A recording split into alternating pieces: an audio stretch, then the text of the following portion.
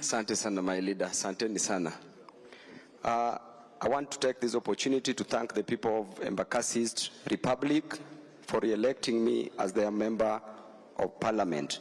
I also want to thank Kenyans for electing Raila Odinga as the 5th president of the Republic of Kenya.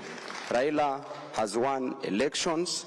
Raila must be declared as the 5th president of the Republic of Kenya, and Raila must be sworn in as the 5th president of the Republic of Kenya. We have sent our opponents into political oblivion, which is the entombment of the unworthy into their own dust of nothingness. We are done with them, we are dusted with them, we've already buried them into their political graves, and we are now waiting to plant flowers on their political graves. Asante. Naona umebadilisha viatu, ini ya swearing in. Ini ya swearing in. Karibu sana.